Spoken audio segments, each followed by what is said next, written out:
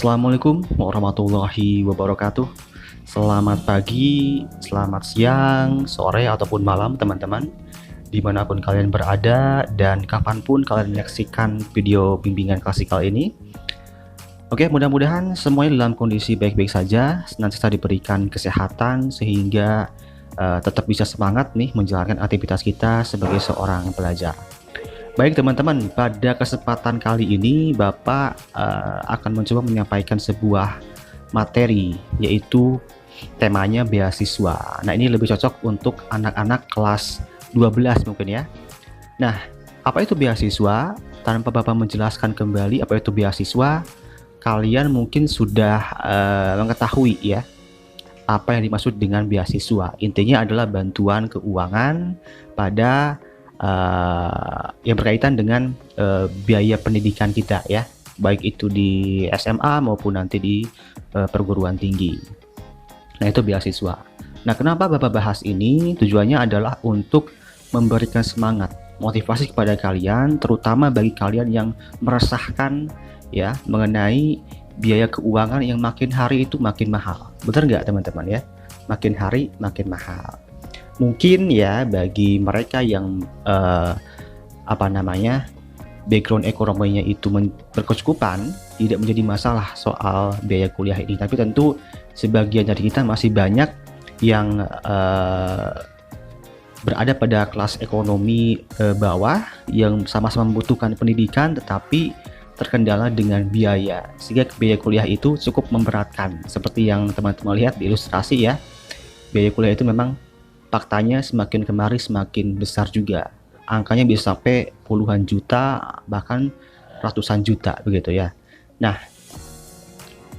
keresahan ini memang sangat wajar dirasakan karena sebagian dari kita itu sebagian besar mungkin masih dalam kelas ekonomi menengah ke bawah gitu ya, menengah ke bawah, sehingga tidak mampu memasuki perguruan tinggi yang berkualitas yang memang rata-rata itu mahal. Nah, sebelum kita membahas beasiswa lebih banyak lagi, Bapak ingin menyampaikan terlebih dahulu beberapa hal-hal komponen biaya yang perlu kalian ketahui, yang nanti kalian akan temui pada saat kalian duduk di perguruan tinggi ya.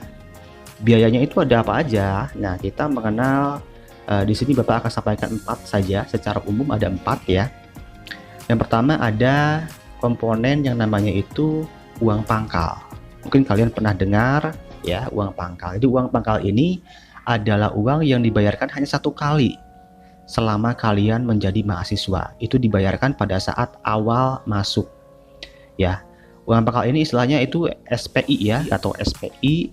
Mungkin tiap perguruan tinggi juga ada istilahnya sendiri begitu ya. Tapi intinya ini adalah uang pangkal, yang mana uang pangkal ini dibayarkan 1 kali ya, 1 kali. Nah, bagi teman-teman yang lolos di jalur-jalur prestasi ya, baik itu di perguruan tinggi swasta maupun negeri, biasanya kalian diberikan keringanan nih uang pangkalnya. Bisa dapat uang pangkal yang ringan, atau bahkan mungkin tidak sama sekali tidak membayarkan uang pangkal, digratiskan uang pangkalnya. Misalkan kalian lolos dari SNMPTN, nah itu tidak ada uang pangkal tuh, kalian tidak diberikan, tidak dikenakan uang pangkal ketika kalian masuk. Nah, itu kelebihannya kalau kalian lolos di jalur prestasi. Kemudian yang kedua, kita juga harus mengenal namanya UKT atau uang kuliah tunggal. Nah, UKT ini dibayarkan setiap semester 1 kali ya, dibayarkan setiap semester, di mana kenapa namanya uang kuliah tunggal, karena ini sudah mencakup semua kebutuhan pembiayaan di kuliah kalian. Dalam kuliah nanti kan kalian akan menghadapi berbagai macam kegiatan yang biasanya itu membutuhkan biaya-biaya lain lagi, seperti skripsi ya. Bimbingan skripsi itu ada biayanya sendiri, ada KKN juga, itu membutuhkan biaya sendiri biasanya. Tetapi dengan uang kuliah tunggal ini kalian tidak perlu membayarkan itu semua karena sudah cukup dengan UKT ini. Nah, kelebihan UKT ini adalah adanya subsidi silang. Artinya orang yang ekonominya atau mahasiswa yang kelas ekonominya berkecukupan atau tinggi itu membantu mahasiswa lain yang status ekonominya itu rendah ya. Nah, sehingga kita mengenal golongan-golongan ekonominya. Nanti untuk penentuan UKT ini, ketika kalian lolos di perguruan tinggi, kalian akan diminta data background keluarga, background ekonominya sebenarnya, untuk mengetahui kalian ini masuk ke kategori yang mana begitu.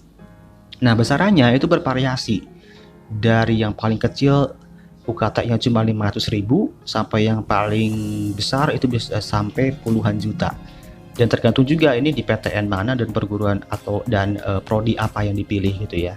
Itu juga mempengaruhi. Nah, itu kelebihan UKT. Jadi UKT ini sebenarnya cukup adil ya, karena yang ekonominya berkecukupan membantu mereka yang menengah ke bawah. Itu UKT.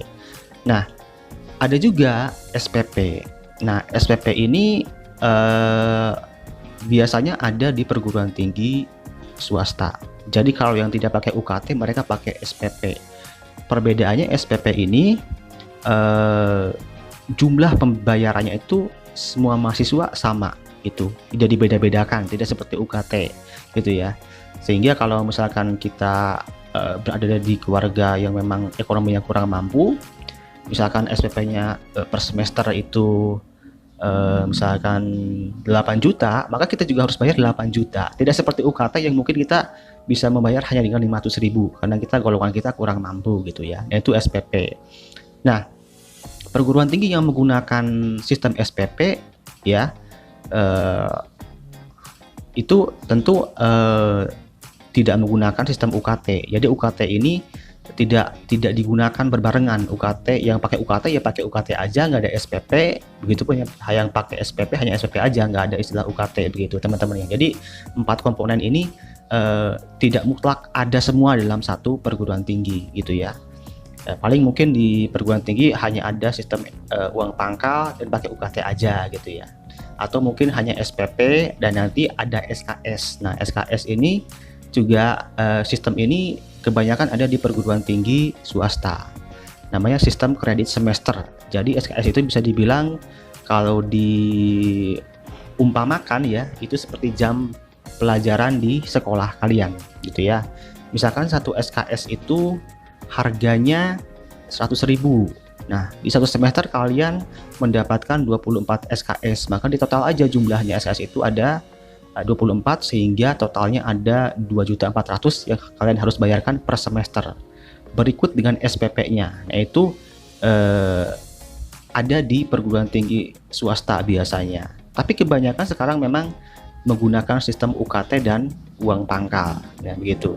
Nah, ini kira-kira 4 komponen pembiayaan yang perlu kalian ketahui sebelum kalian mendapatkan informasi atau sebelum Bapak menyajikan informasi mengenai berbagai macam program beasiswa ya.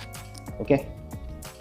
Dari keempat komponen ini pasti kalian sudah mengira-ngira ya, sudah punya kesimpulan, oh ternyata biaya kuliah itu banyak sekali komponennya, ada beberapa komponen dan jumlahnya juga cukup fantastis. Bapak sebutkan tadi, dari mulai uang UKT yang dari mulai 500.000 yang terendah sampai yang paling tinggi itu puluhan juta, bahkan SPP juga sama seperti itu, bahkan sampai ada yang ratusan juta untuk uang pangkalnya. Ya, kalian sudah berkesimpulan bahwa pendidikan itu memang mahal. Betul ya, pendidikan itu memang mahal, tapi tetap saja ya banyak orang tua yang memang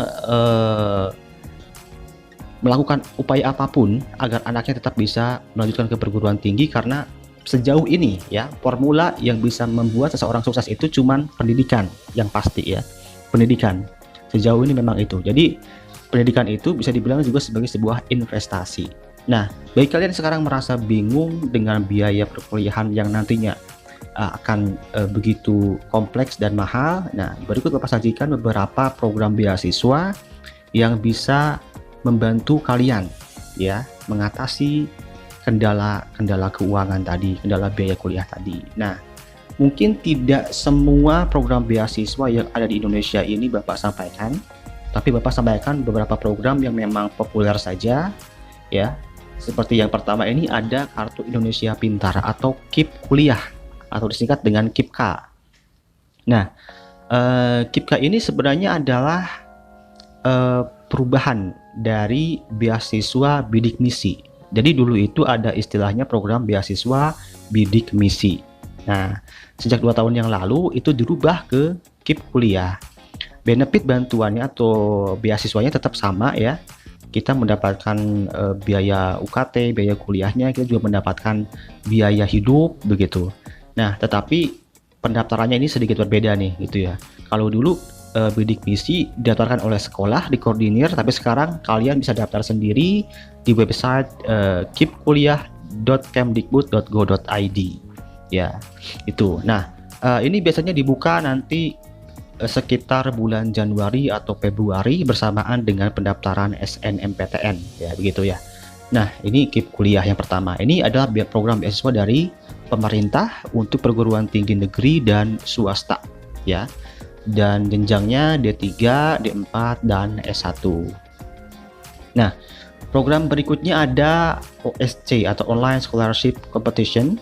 Nah, ini adalah program beasiswa yang basicnya itu adalah kompetisi. Jadi siapa yang menang kompetisinya bakal mendapatkan bantuan beasiswa ini. Nah, ini bedanya ini khusus untuk perguruan tinggi swasta ya. Ya, karena perguruan tinggi swasta juga ini menjadi favorit begitu ya. Tidak hanya negeri saja, banyak perguruan tinggi swasta yang juga punya kualitas yang sangat bagus, bahkan di atas dari perguruan tinggi negeri. Di antaranya ada Telkom University, ada Trisakti dan lain sebagainya. Nah, kalian yang berminat ke perguruan tinggi tersebut, kalian bisa ikut program OSC ini. Nah, ini pendaftarannya sudah dibuka sekarang ya. Kalian bisa akses ke osc.menkom.id untuk mengetahui informasi lebih lanjutnya ya. Nah, kemudian yang berikutnya ada program beasiswa Tantono Foundation. Nah, ini adalah program beasiswa yang berasal dari yayasan ya, Tantono Foundation. Tantono ini siapa? Tantono ini adalah seorang pengusaha sukses Indonesia ya, seorang pengusaha. Dia mendirikan yayasan ini untuk memberikan apa ya, kebaikan bagi semua orang gitu ya, kebaikan bagi semua orang. Salah satunya adalah dengan program beasiswanya yang tiap tahun itu rutin selalu ada. Nah, di beasiswa Tantono Foundation ini bedanya ini kalian hanya bisa daftar ketika sudah menjadi mahasiswa ya. Ketika sudah menjadi mahasiswa aktif semester 1, kalian baru bisa mendaftarkan beasiswa ini. Nah, kalian bisa mengetahui lebih lanjut mengenai syarat dan ketentuannya melalui website yang tertera ya, di tantonofoundation.org ya, .org ya.